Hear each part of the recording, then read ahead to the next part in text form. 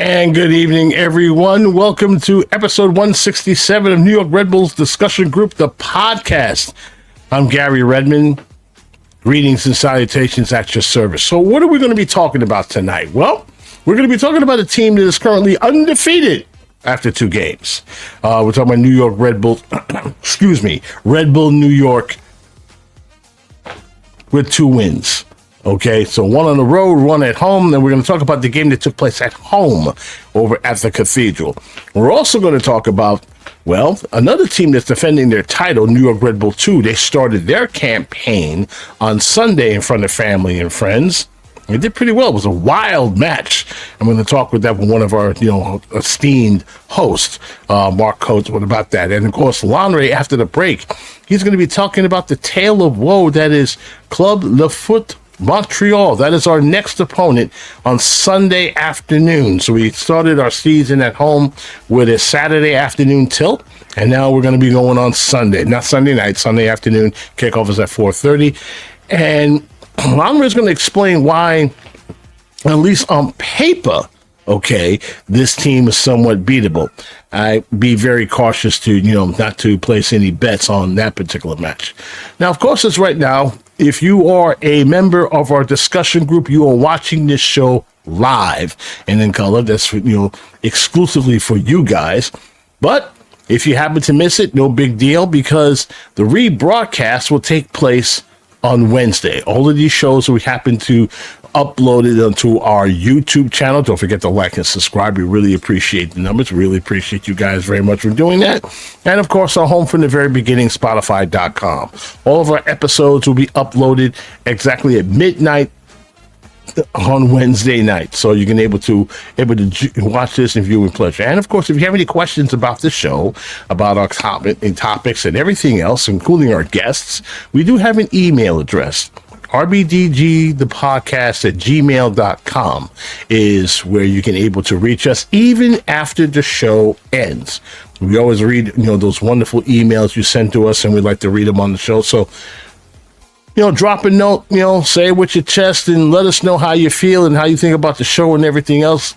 And feel free to do just that. NYRBDG, the podcast, one word, at gmail.com. Love to hear your thoughts on that subject. And finally, as people asking us if we won the weekend. No. Okay. Scored 1 goal. City scored 2 versus Philadelphia.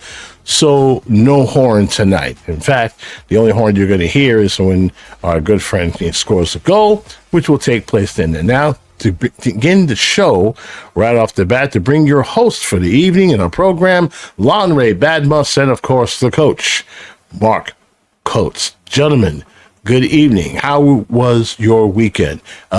Tried to keep the barbs between you two when it comes to Chelsea and Arsenal down to very little violence, if you please. What game? I didn't see a game, man. I totally wasn't watching. If you please. Nah. Yeah. I mean, we're all friends, aren't we? We all boys, aren't we? That's how we're going to start, huh? Yeah. All right. We know who won. Let's move on. Ain't nothing left to say. I got 2 things at the top of the table. So, all right.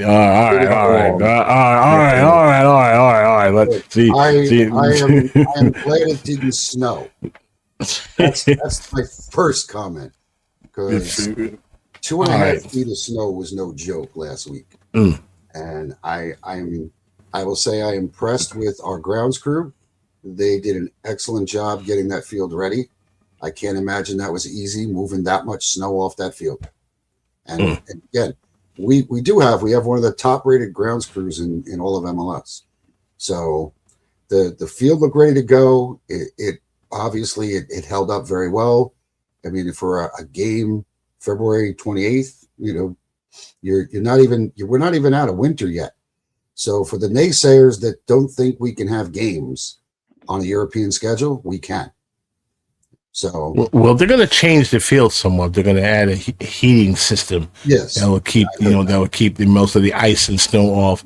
And from what I understand, it was tarped. So when all that snow and came down, most of the heavy stuff didn't even touch the field. The matter didn't. The one thing that I was a little concerned about that did not happen was the fact that the field was frozen. Usually, that happens, when the temperature goes down from brutal conditions, and we had it. It was like below zero for like almost 10 days. I mean, we were literally in the deep freeze here in the metro area, and it was no joke. I mean, it was bad. So now slowly but surely, winter is now releasing its grip. We're going into the thaw. And next week, daylight savings time, which means what that means, boys. It means the sun's going to be out there a little longer. Snow, whatever that's left of it's going to be disappearing. We're all going to be enjoying our weather in this, hopefully, in the 50s, 60s, and 70s. And then we can all just, Did you see the forecast for Sunday? 72. 72 for a high. 72. I mean, 72. Yeah. So well, high. So we getting there. We getting there. Well, the we getting there. Team's already hot. So everybody's been commenting, and I'm gonna jump on my Red Bull 2 bandwagon, and I'm gonna run you all over because I've been telling everybody for quite some time. We have quite a crop of kids coming up. All right. When you look at all these guys coming in and making a difference, I mean, between you have Julian Hall, obviously. Andre Petty, he was the captain of Red Bull 2 last year. Right? They won the next pro championship. Matthew Dos Santos has been quite impressive, I'd say, for the first 2 games. Matthew Scarloff is saying, well, I speak for everyone when I say I'm done with snow. Man, I agree. Yo, I'm going to walk up. I'm going to walk up to one old man Winter. I'm going to pull the trigger. Straight up, I'm gonna pull the trigger. Then I'm gonna have Lanre do something with the body. I walked outside today and I looked around and I can see the grass on some of the lawns, and I said, we had that long freeze after the snow we had a month ago, and that it just like nothing went away.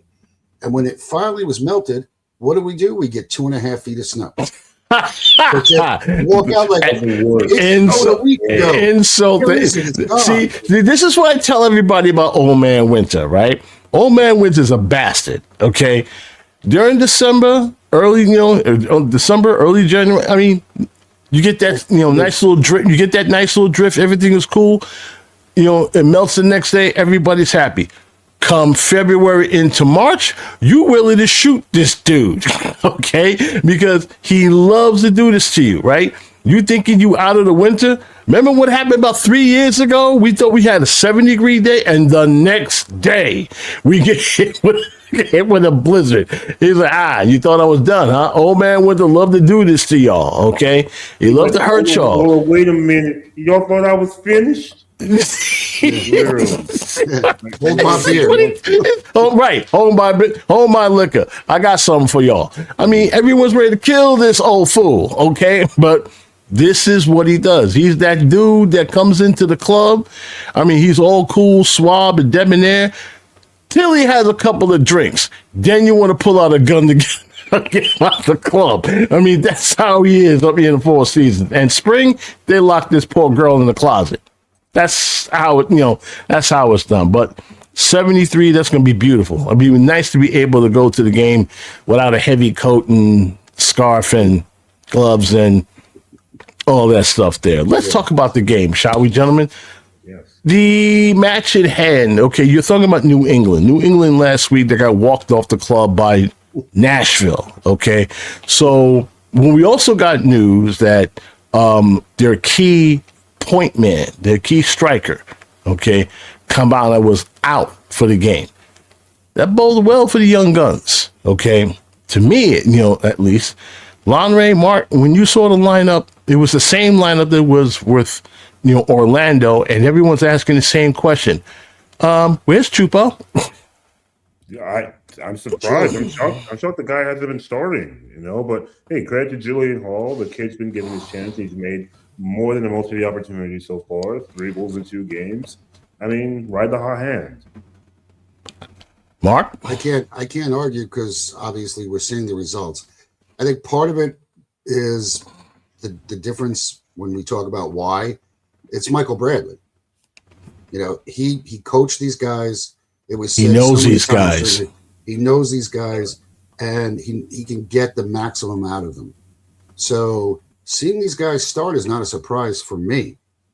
The other part of it is, and this is something I was talking with Nick about after last week's game, this is Michael's chance to put his own touch on this game and the team.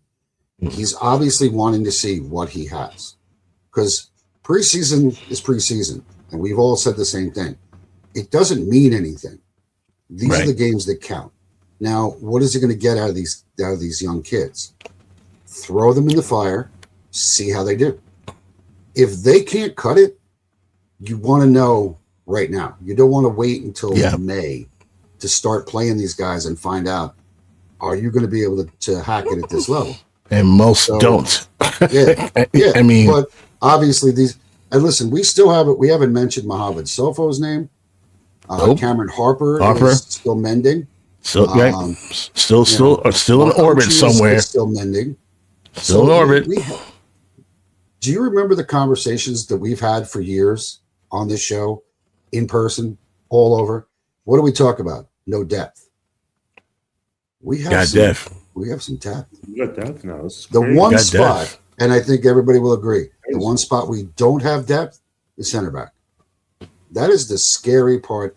Even on Red Bull 2, I looked at the names in the lineup yesterday, and I'm like, who are these guys? It's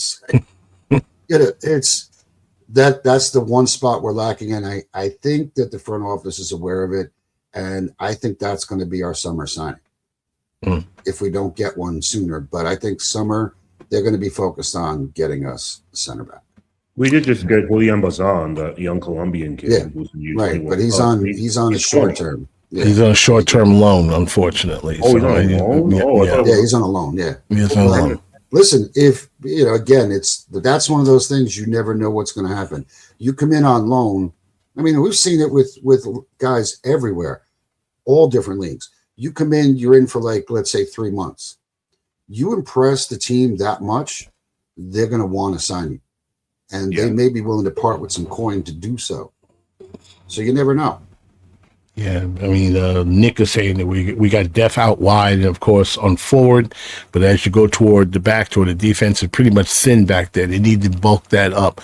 I'm a little worried that that the team is one bad injury to one of our starting defenders away, right, from hitting crisis mode very early. And all those good feelings are going to go out the door.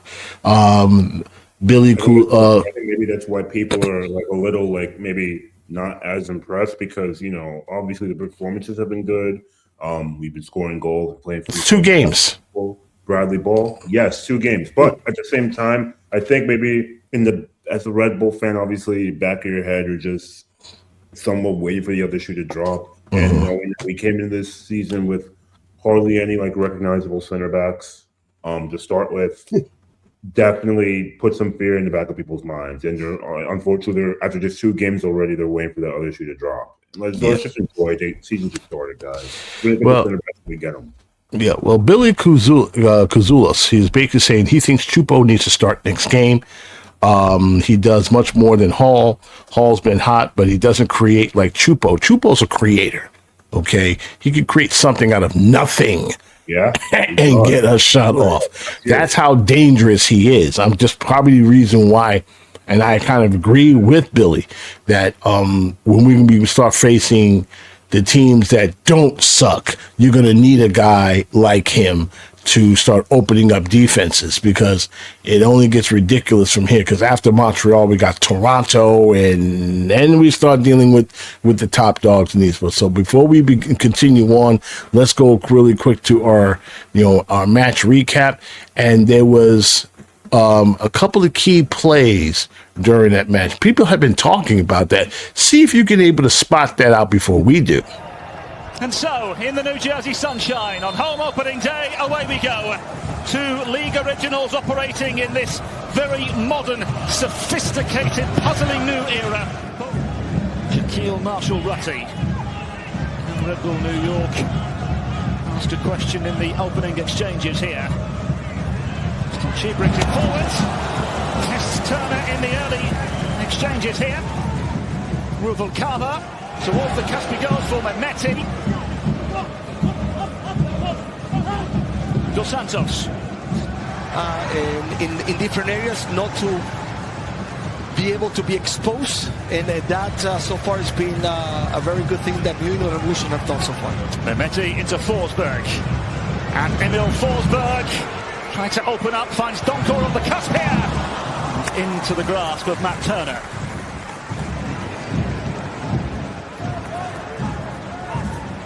And immediately dispatches into the path of Carlos Gil.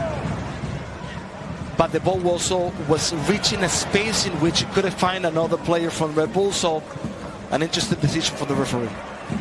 Here's Turgeman, casts a rather frustrated figure, and Carlos Gil unleashes Sands down the left-hand side.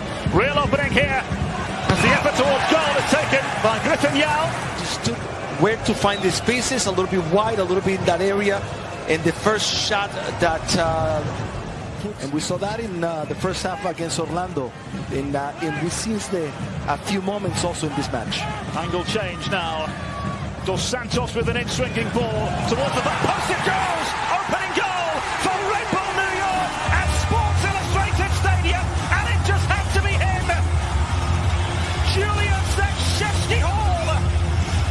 Flick to be able to move the ball in behind, and we see here what across the flick, and always the striker on the perfect location right there to head the ball and score his third match in 2 matches, third goal in 2 matches for the youngster. Impressive from Julian Hall.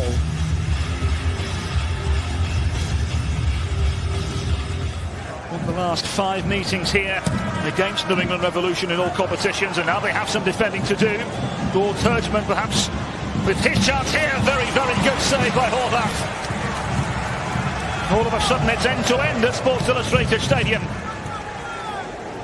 Here's Ceballos. Michael Bradley, his head coach, he wasn't bad in that position, was he? But now Red Bull have some defending to do. Here's Feingold in behind here. Feingold across. Yao towards goal and cleared up and away. For the combination of Yao and Yao struck towards goal, and Marshall Rossi on his home debut is there to prevent it. To be able to put this in the back of the net, they should have scored this goal. It was right open, and just miscommunication between Ewell and Reigns. Hassan Youssef tidying up for New England Revolution. 10 minutes to play. It's a lovely ball thread through. Feingold finds himself in behind. Feingold down under the challenge. Referee says no.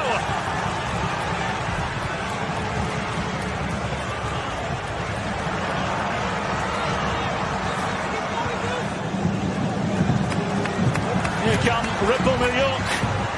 Rubalcaba. Forsberg. Rubalcaba. What a save! Offside flag raised. Forsberg deliver again. Forsberg's ball in. Choupo-Moting went for the spectacular and the near sublime. Turner very quickly thrashing the ball forward.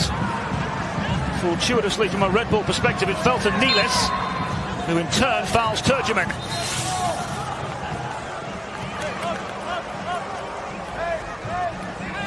Nealis earns a yellow card. What a way to start if we finish like this game for Michael Bradley. 2 wins in the first 2 matches. Back-to-back wins for Red Bull New York for the first time since May, and the Michael Bradley era well and truly underway.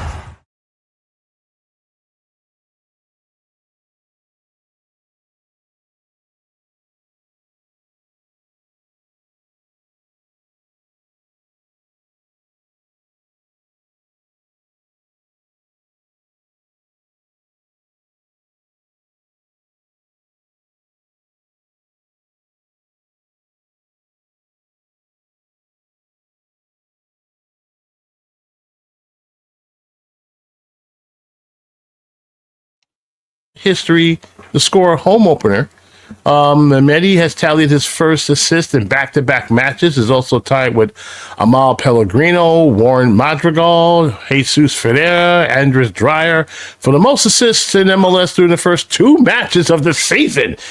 Sheesh, this guy's cracking up some serious numbers. Dos Santos recorded his first career MLS assist, and he is the 5th youngest player to assist that in club history. 17 years, 268 days old, Lanre. Sandy Hook native is also the youngest defender to record assist in club history. Winger Andy Rojas, he made his debut, subbing into the match in the 45th minute. With the victory, the Red Bulls become the 6th team in franchise history to win the first 2 games of the season. And with that said win, Michael Bradley, the head coach, becomes the 3rd coach of franchise history to win their first 2 games while he was in charge of said club. Red Bulls moved to 11-3-3 in home openers since, Red Bull Arena, now called Sports Illustrated Stadium, opened back in 2010. New York has won their last 5 games against New England and moved to 27-9-9. Ouch. It was great. We can beat them here, but up in the Razor, not so much. Okay. We need to beat them in the playoffs. I'm still annoyed. We've never. I mean, we owe them. I mean, we seriously owe them. We haven't gotten a chance to play them in the playoffs since 2014 and Jermaine Jones. I still get pissed thinking about it, man. Yep, I'm sure you do. I need to. Now, I don't. Just a little aside, since you brought up the Razor, you have heard that they are going to install grass and leave it down for the remainder of the season after the World Cup. Yeah, that's what I've heard as well. That's going to be interesting because I'll have to look and see when we're scheduled to play up there. I think it's in October. Ooh. So I think it's towards the end. At the end of the season. So we will not be playing on that nasty turf. That's football. What brand they have. They have nasty turf. Nasty turf. Goalkeeper Ethan Horvath, he recorded his first career MLS clean sheet, made 3 saves in that match. The Red Bulls have recorded 101 clean sheets at home since 2010, which ranks number 1 during that time span. So, there's lots of discuss here. I mean, these kids, they're making the match dates, and it's only 2 games. Okay, there's only 2 games here. Do we get excited for them, or should we pump the brakes? Lanre, you first, man. Let people get excited. Let people enjoy things. It's normal to say, okay, hey, it's a long season. I'm gonna temper my own expectations until the end of the season. It's normal for people to say that. Mm-hmm. But don't spoil everybody's fun. Don't yuck everybody's yum. Let people enjoy things, man. I did tell people to to recalibrate their expectations and just enjoy the ride, right? Yeah. I mean, and just I know people have some high expectations, especially people among the furious faithful. There's a reason why I affectionately refer to them as that in the first place. They have high expectations. They want wins. They want titles. They want championships. I get it. But when you're going through a rebuilding year, you want to be able to build up a stabilized team. You want to be able to have a solid team from bench to pitch. That's something we haven't had in years, Mark. Years, okay? How many years, how many seasons you will pull your hair out, you look at the bench and going, okay, who's the coach? 2000 what? I mean, we had it. 2018, I'd say, was probably our last year where we had some solid bench players. Guys you knew you could call on, come in, and look what they did with it. And look what they did in 2018. I can't. We've decided we haven't come up with a name to substitute for high school. But that's how we lovingly refer to our head coach at the time, because he was miserable. He did a miserable job of handling the playoffs, and the reason we don't have a cup, or at least didn't make the final, was because of some poor decisions. Now we're starting to see already. The only I'm going to say it triggered me. Yeah, the only thing I could say badly about Michael's choices at this point, and I know some people were arguing back and forth. I was Go not ahead. happy with You weren't? Go ahead. overall performance. No, everybody. Listen, there were several times I was screaming at the TV Saturday, asking, "Why aren't you shooting the ball? Why aren't you shooting?" He seemed a little tentative. He didn't take shots when I thought he had open spots to shoot. I didn't mean he was going to score, obviously, but he was always looking to pass off or he'd do another spin move. And he didn't look like he was on top of his game. I thought Michael would have taken him out sooner. He looked like he was playing. He looked like he was playing twinkle toe football out there. He was dribbling and everything else. It's like, okay, I'm going to go this, I'm going to do that. Right. The email Forsberg just let it loose. That's not the guy we're used to seeing. And listen, I think he brings a lot to the team. I think his veteran leadership is extremely important on the field. And I'm not going to take anything away from what he brings. Mm-hmm. But at some point, you have to see as a coach that you need to take a player off. Mm-hmm. So that's, again, learning curve. Mm-hmm. Michael was the head coach of Red Bull 2 for half a year. And now he's an MLS coach. Mm-hmm. So does he not want to sub off his veterans? He doesn't want to upset them. I don't know. It seemed like that would have been, to me, a no-brainer. Would have been probably somewhere around the 65th, 70th minute. I would have been looking to get Emil some time off, get someone else in. I think the only difference was that it was a 1-0 game. It probably would have been an easier decision if we're up 2-0, maybe even 3-0. You get him out of the, but 1-0, you want to leave him on. I get it. I don't think we were getting the same level of quality out of him that we've seen. Again, it's second game. I agree with Lanre 100%. Enjoy the ride. We were so miserable last year watching this team go down in flames. Miserable wasn't the word. I'd say damn near suicidal. I mean, yeah, but look at what we've seen. There is. We're all happy. We're complaining about being 2-0. Does that tell you something? It's miserable. There's a lot of malcontents in our fan base. Malcontents. I work with a guy. Damn. Tell me I'm wrong. I swear to God. In the discussion group. Tell me I am wrong. You're not wrong. You're not wrong. I worked with a guy who he wasn't happy unless stuff was breaking. I said stuff. Stuff was breaking, and things were just calamitous, left, right, and side. That's when he was happy. And I'm like, dude, why can't we just have things work the way they're supposed to, and people do their job? Then what am I supposed to do? I don't know. Go sit in your office and leave us the whole. It's like. This is why we can't have nice things. No, exactly. Enjoy the ride, boys and girls. Enjoy the ride. Speaking of enjoying the ride, the New York Red Bulls 2 started their title defense, and boy, did they send a message. Yeah, I know it's just one game. New York Red Bull 2 took on Columbus Crew 2, and it was a wild affair. It was lots of goals in the first half. Rossborough, 5 minutes in. Rolled Mitchell, 29-44th. Mosquera, the 36th minute. Gambale, the 21st. Adams, just about a minute shy into the first half, and that's all they wrote. 4-2 for the young guns. Basically, Mitchell, the forward has scored at least one goal in each of his 5 appearances across all competitions with the club. It's too bad that there's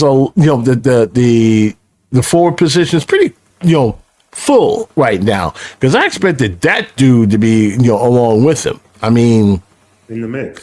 I figured he was in the mix, but you can't keep him out there for long, because right now he is owning guys out there. I mean, he I'm hoping that he, doesn't string him out too long with, where he just gets himself re-injured. But I am liking what I'm seeing from Rolled Mitchell. Mark, you agree on this? Oh, it definitely. I mean, he listen. we were at the final last year for Next Pro, and when he scored, I mean, it was just, this is what we've seen from him all year. And prior to the injury, you worry, do guys come back? He's back. There's just no question. He's back. He's back. He's playing. He knows he's got the skills. It's so much fun to watch him on the field. He is one of those talents. You enjoy seeing him out there. He looks like he's just having fun. It's not even work to him. No, he's having fun. And he's housing dudes. Yeah. Listen, he scored 4 goals in the game he got injured. 4 goals in the first half, and then he goes down, and then it's like, oh no, and you worry. Anytime a guy has a knee, you always worry. But that's what I'm worried about. I'm hoping they don't put him out there too long where he can injure himself. They need give him some serious trigger time. Yes, okay, because I feel that he's going to be the guy maybe for U.S. Open Cup play. They're not playing Leagues Cup, thank goodness. This season, you're going to need all your horses you can get. Speaking of Mr. Mitchell, he scored his 21st and 22nd career goals across all competitions, moving him tied with Jared Stroud. Remember him? For 4th most goals across all competitions in club history. He also scored his 4th and 5th goals against Columbus, moving him past Wiki Carmona for most goals scored against Columbus. They're sick of him. This is what I'm talking about. They are fed up with this guy because every time they play against Columbus Crew 2, what does he do? He scores goals, boys and girls. Okay, Columbus Crew 2 is sick of him. Okay, so Mascara, by the way, scored his first goal of the season, 3rd in his last 2 appearances across all competition. He tallied his first and second assist of the season. He was dishing them out as well, scoring on his 5 goal contributions in 2 appearances across all competitions. And Roxborough, the man who started it all, remember when this guy was on fire? Guys, okay, scored his first goal of the season and his 15th of his career. Mina, this guy seems to be like an invisible person until he shows up once in a while. He got his first assist of the season, 2nd of his career. And my man, Aiden Stokes, goalkeeper, made 7 saves on the day, which is tied for most he's ever made in a single match of his career. It is also tied with his teammates AJ Marcucci, Santiago Castrano, Derek Chan, Evan Lauro, Giannatis Lakapolis for 4th most saves in a single match in club history. Yikes. This guy is from Ottawa, New Jersey. He joins AJ. That's what names, isn't it?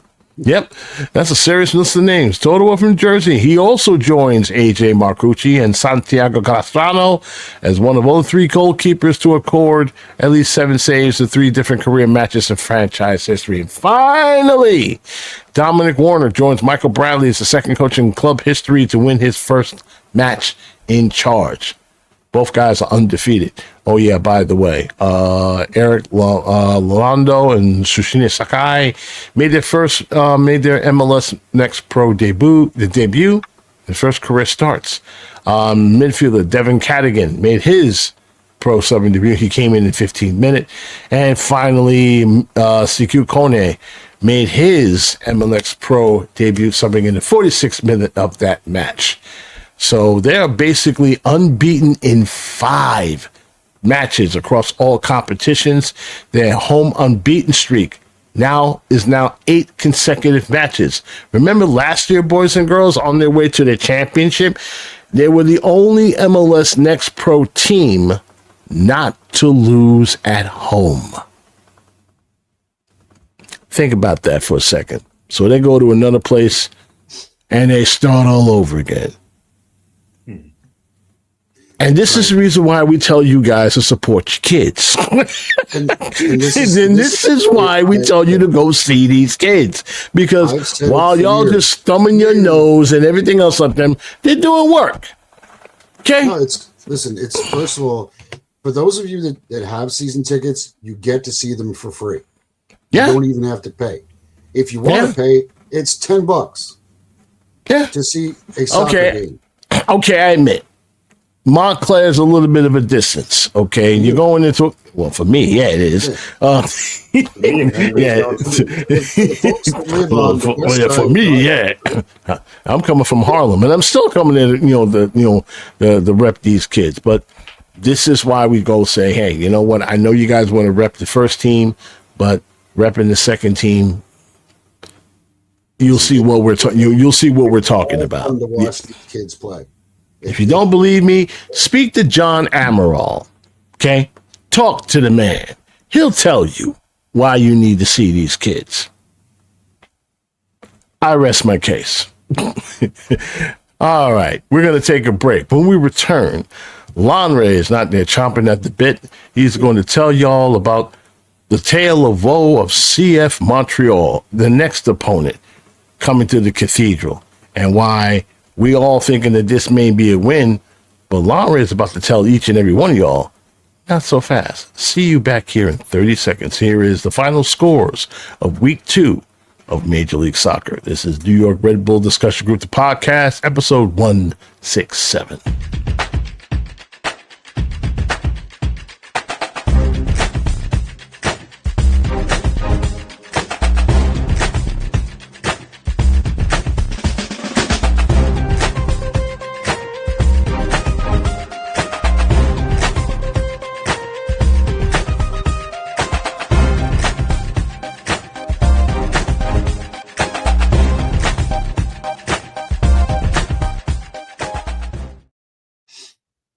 Okay, Sunday afternoon, boys and girls, 4:30 kickoff time. CF Montreal and Red Bull New York square off once again. The last time these two guys faced off each other, it's been a while. This is match day 3, kickoff 4:45 at the Cathedral. Well, daylight it's a time. very short, daylight time, another day game. All-time regular season series 16-10-4, but over at Harrison 13-3-2. This is their 34th all-time meeting.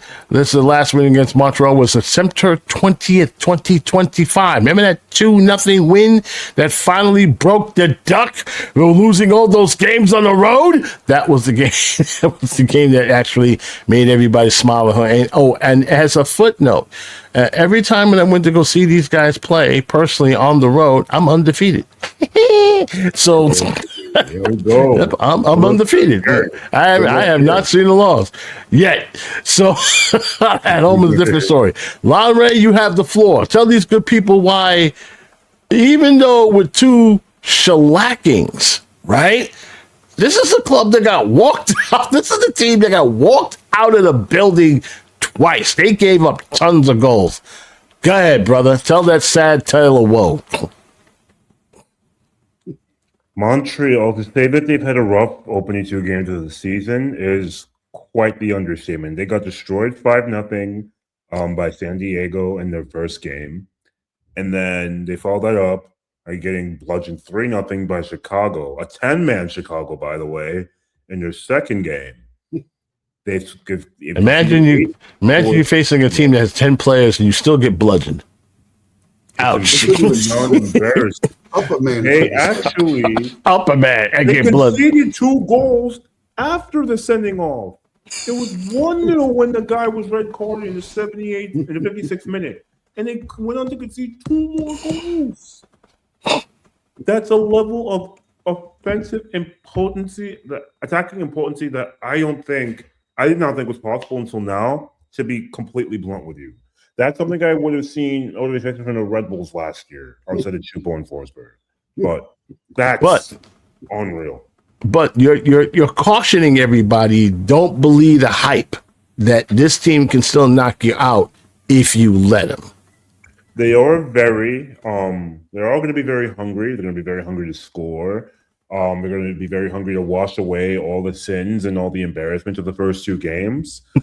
And of course, everyone loves beating New York, right? Everyone sins, he says. New York. So they're going to be very, very hungry to beat us. They have one guy in particular who's going to be really hungry to get his, to break his duck this year, and that's going to be our old friend Wiki Carmona, who we just traded for the wonderful Jaquil Marshall-Ruddy right before the start of the season, which caused mass celebration, within the Red Bulls fan base, especially online. I was very, very very happy and relieved and excited. But yeah, he's gonna come in with a point to prove. I don't think he's gonna be starting. They have Ivan Jaime, this Spanish 25-year-old attacking mid on loan from FC Porto, and he, from all accounts and purposes, he's a baller. He plays on the left wing or attacking mid in the middle as a number 10, right-footed player. He's got some good technical skill. They got Prince Owusu, the Ghanaian striker.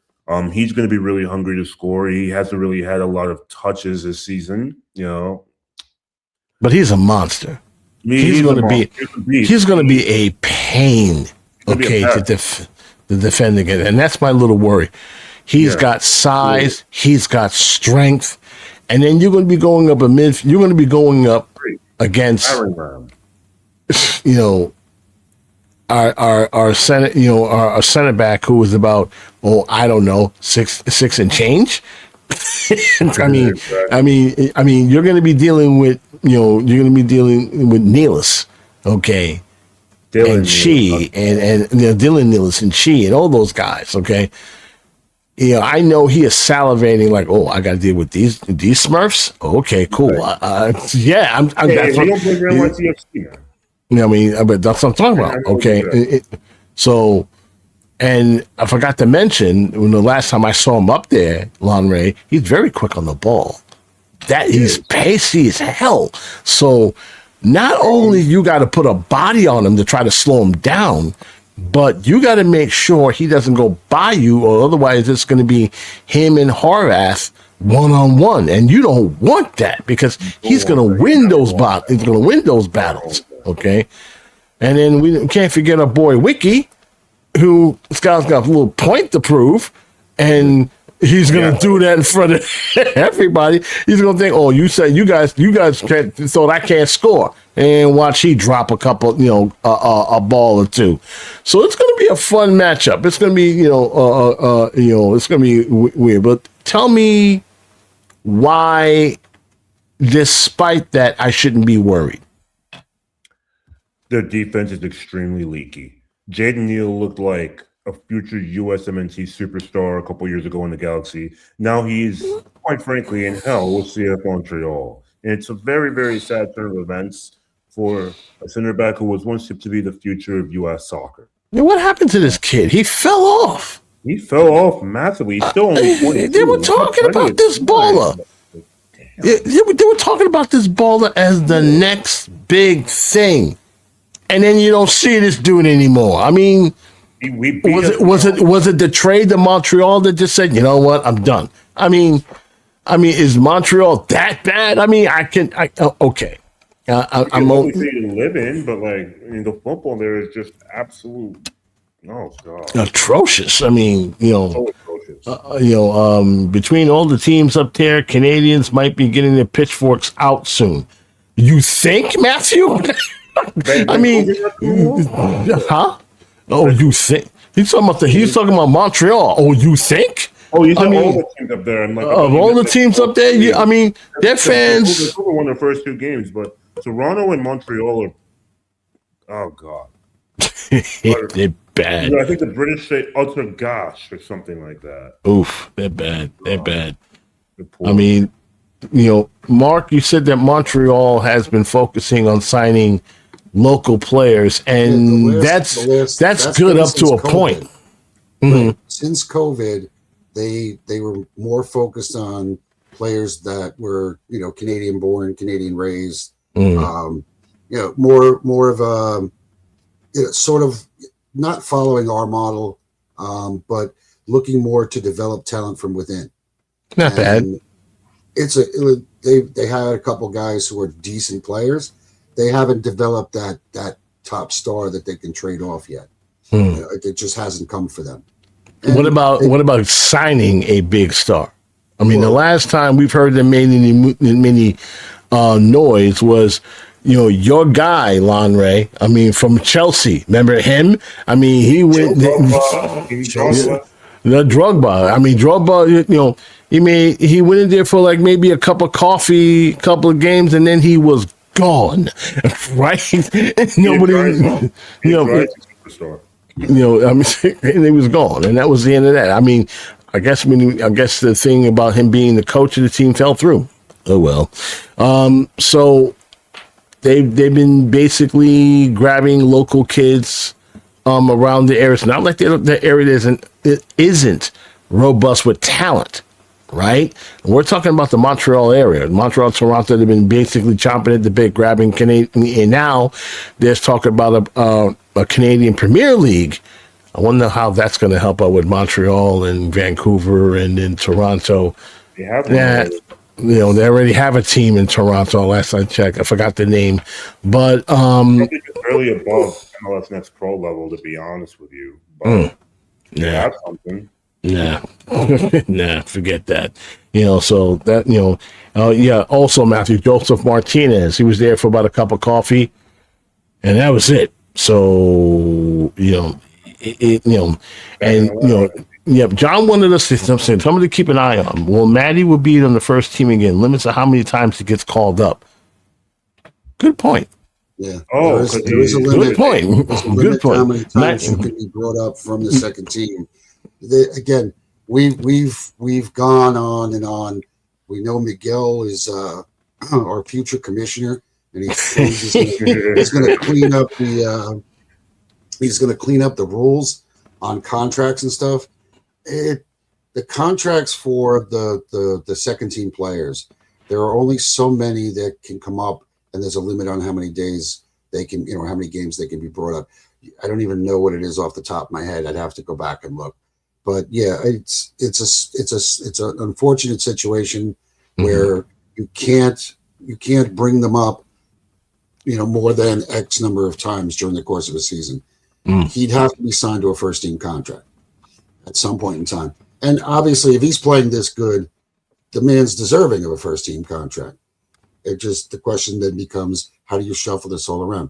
We haven't even talked about the fact that we have 12 international slots currently on this team. It's 12. Yeah, Nick is saying that Matty is done until July. So, so then he's done his share. And then, like I said, I guess it resets. But yeah, it's crazy how that all works out as far as like how you can move guys. And we all know the DP slots, U22s. You have targeted allocation money, you have general allocation money, and we do have an overall salary cap, which we have never come close to going over.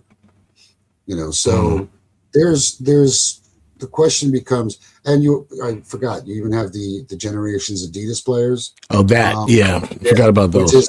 I don't even know. I'd have to look on our roster. I don't know if we have any currently. Obviously, we have the homegrown contracts. That guarantees that we keep them, and then the whole discovery rights thing is just something we could spend an entire show. But that's just a mess. That's a mess. MLS Calvin balls, I used to call it. We've got, obviously Valencia did play yesterday for Red Bull 2. I sort of questioning why he's not up, but I think it was to give Matthew a chance to get in and get playing time. And we've seen what Matthew can do. Now, if he goes down, he continues to improve, because that's one of the other things that we were talking about for off-season moves. We all said the same thing. We love Danny Edelman. Great story. Local kid. You see the picture of him as a 7-year-old at the arena with his family.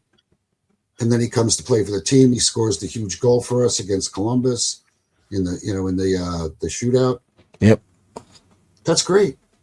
But all last year, where was he? Getting run over. He's just not. He wasn't getting. He reached a point where, as Nick said, he peaked. He's not getting any better. He's not making that next jump to becoming the better player we need him to be. You look at what Mehmeti's done. Right. And how old is this kid? 17. And he's running around, or 16. Yeah. My two are 17, and they're hanging out in their room. They're playing, Mario Kart or something. You know, this kid's out there balling. Best game ever. All day, all night. And, you know, I saw him last year, so I already know how good this kid is on the field. Mm-hmm. And for a 16-year-old to be out there as a captain and a leader, you know, he reminds me, and I said it to someone last week when I was talking with him. Don't forget those passes he dishes. Yeah, Man, to the forward. He reminds me a lot of someone who currently plays with. Ooh. I'm talking. Yeah. This is what I said. This is what I said with Miggy last week on the show. Right, last week I said straight butter. Those pass straight butter. I mean, that's veteran level.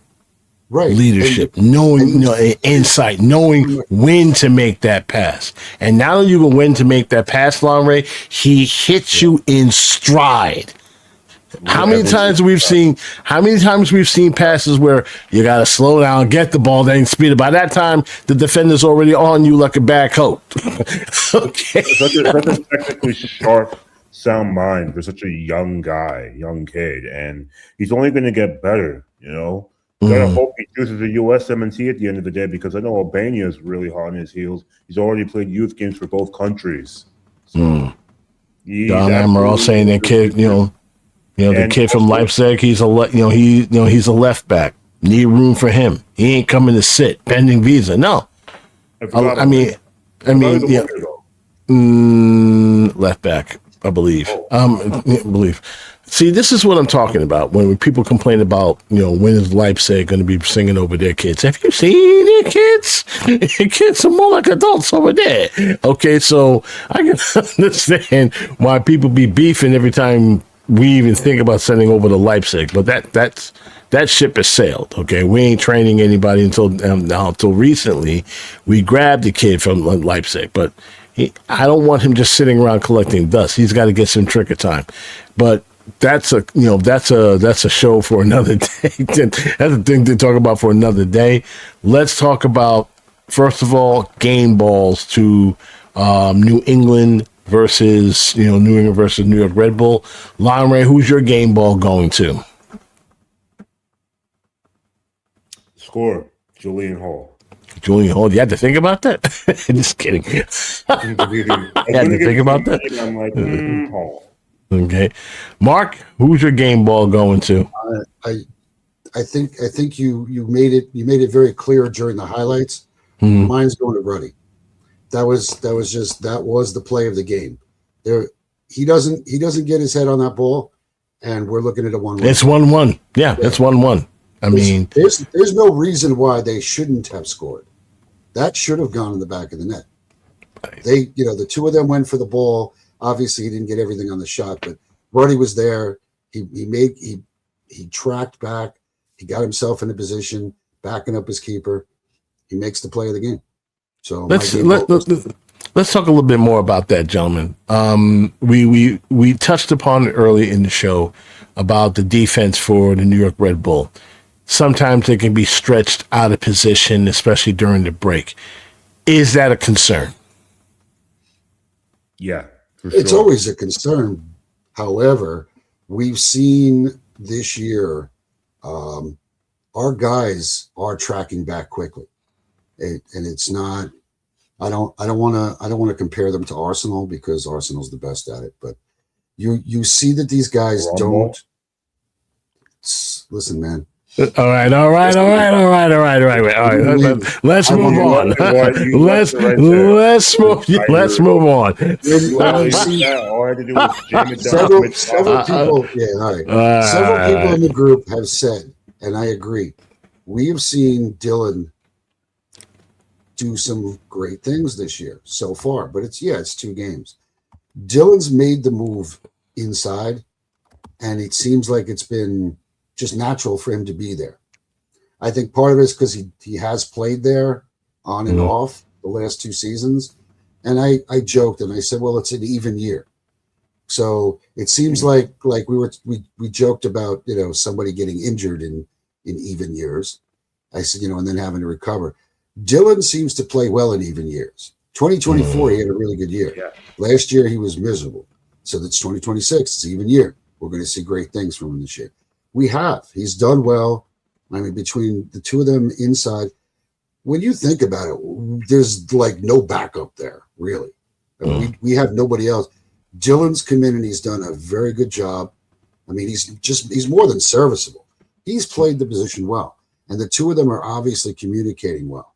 And the outside backs, they're tracking back, they're helping to cover.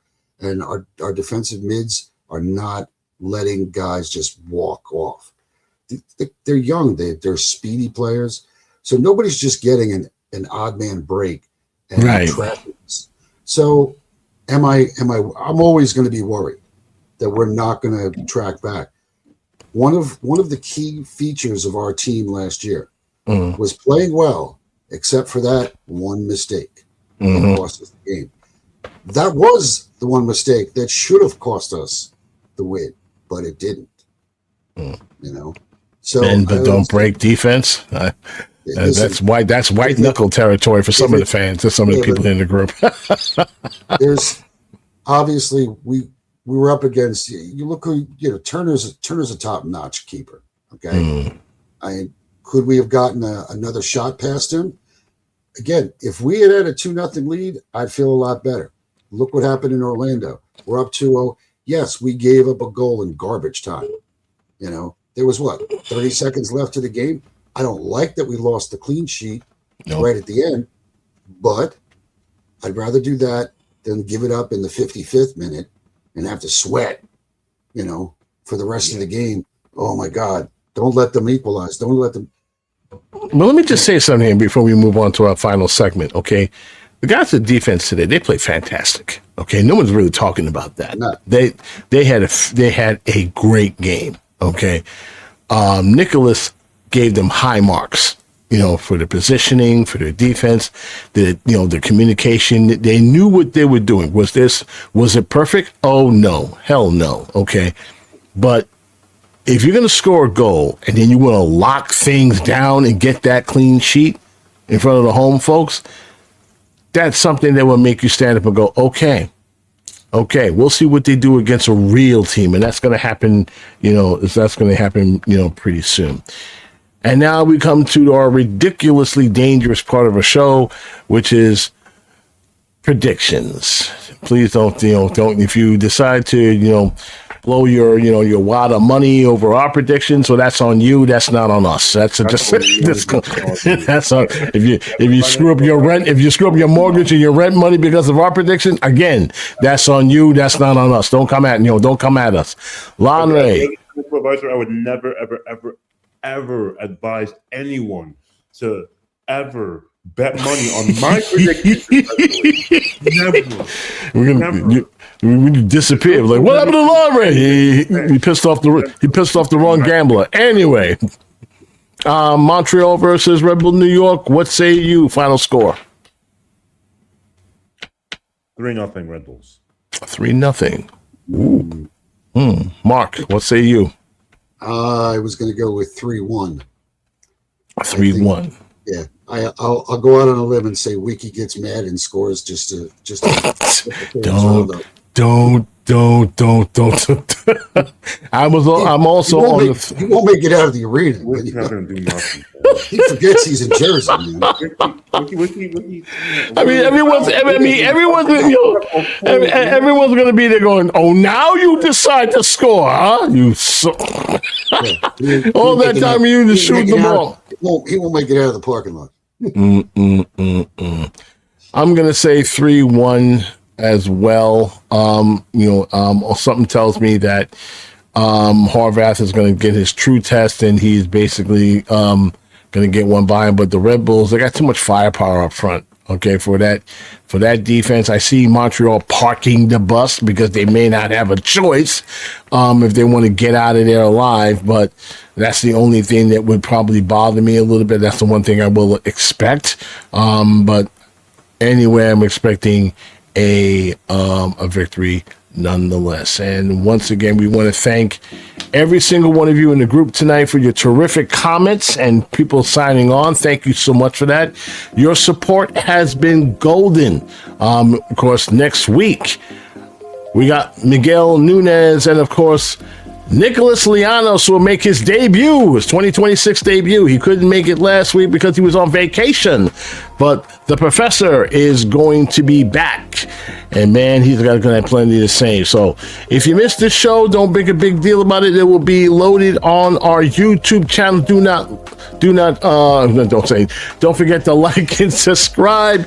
Of course, we really appreciate your support there, and of course, on our place that's been there from the very beginning, Spotify.com. We will present the links to each and every one of you, so you can able to show it to everyone who also will be on our also on our social media platforms as well.